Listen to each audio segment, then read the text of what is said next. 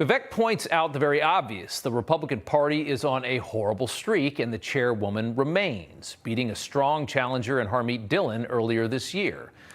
The Virginia state races were a disaster last night. Glenn Youngkin, very popular governor, and Republicans losing the state house to Democrats at a time when the Democrat platform is in the toilet. From National Review, Virginia-based GOP operatives worried about the optics of RNC's decision not to spend heavy in Virginia, especially after Joe Biden ordered the Democrat National Committee to pour more than $1 million into the state on behalf of Democrat state legislative candidates. She got beat by Biden. That million, unmatched by Rana, is what cost Glenn Youngkin his legislative agenda and any progress he wants to make for a state that needs it.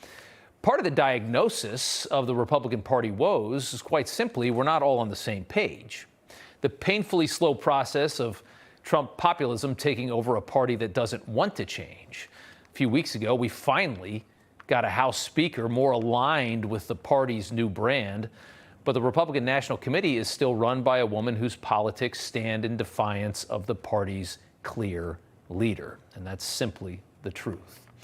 The RNC is scheduling debates on NBC, an obvious arm of the opposing party, obsessing over Hillary's manufactured Trump-Russia collusion for years, and then helping to push Biden across the finish line in 2020 by downplaying his obvious corruption.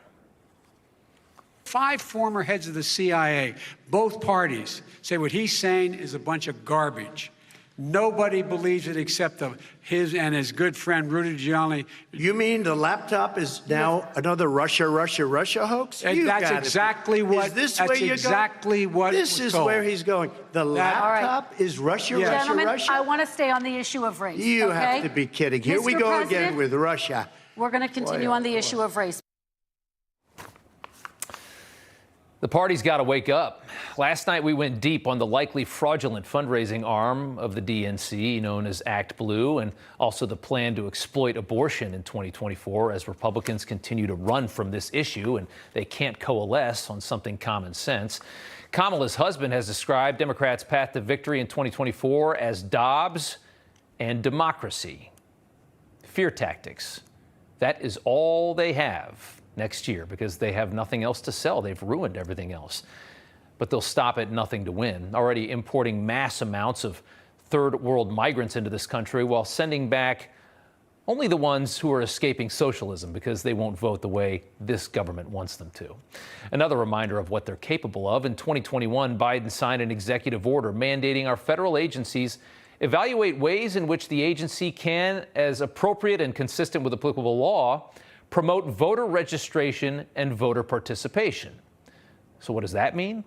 Well, not only is the Democrat Party taking half of your paycheck and giving it away to millions of Americans on the dole, now Joe Biden is mandating government agencies spend their time and spend your money seeking to register as much of America's dead weight as they possibly can to vote.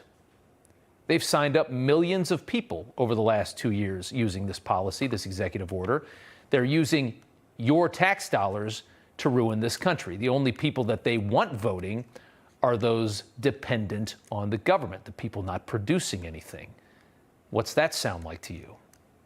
Long ago, in parts of this country, only landowners could vote. Now we're seeking the exact opposite of that, a political party actively working to empower the freeloaders.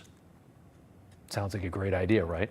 Because as this country is destroyed, the one upside is that the government will attain a lot more power. If the RNC doesn't wake up to the beast that we are up against in 2024, then the RNC is toast.